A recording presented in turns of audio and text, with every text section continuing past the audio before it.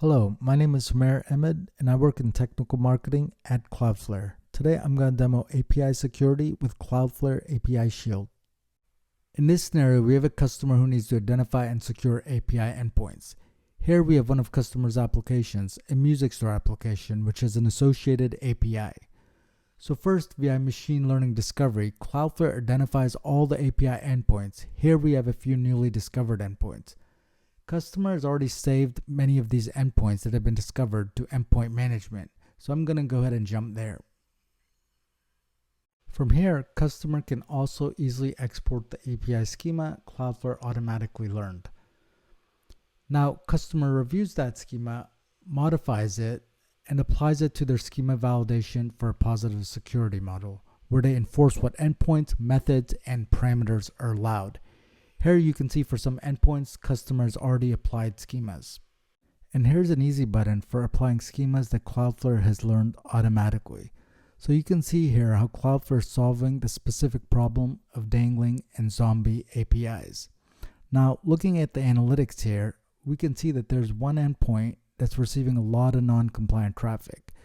Cloudflare is blocking this due to the schema violation. Customer can then investigate further by viewing the violations, and here with the schema validation, customer has enabled a positive security model. To further enhance this security model, customer reviews the sequences in which APIs are being called.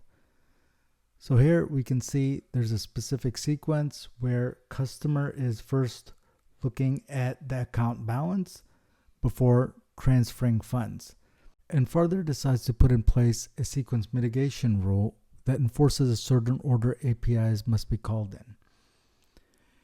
A rule is configured here where a user must first look at the available balance before transferring funds, otherwise the API call is blocked.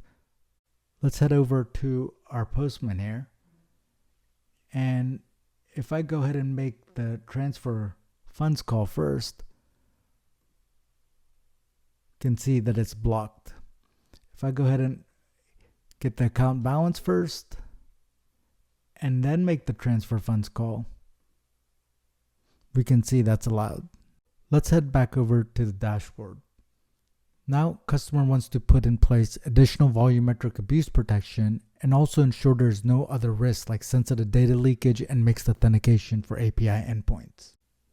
Going to endpoint management, you can see Cloudflare keeps a baseline of each API endpoint's traffic, and anything outside of that would be considered abuse. So here's a recommended rate limit per endpoint. With one click, all the information per the recommendation is populated, and here customers can easily enforce volumetric abuse protection for their endpoints. You can also see here there are labels placed on some of the endpoints. Some are user-defined labels to help categorize and manage, and others are risk labels automatically applied by Cloudflare to help identify any risks.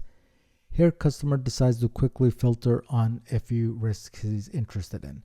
So we'll come here and we'll select missing authentication, mixed authentication, and sensitive data.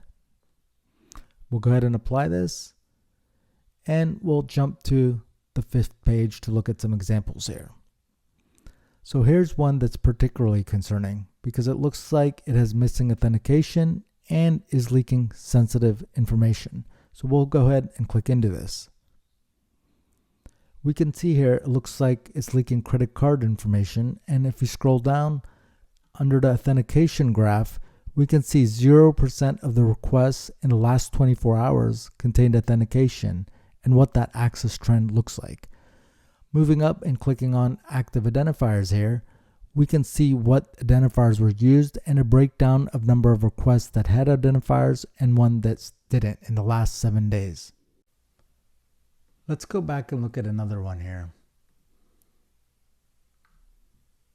Here's another very concerning one because it's an API endpoint that takes a variable and is concerned with transferring funds.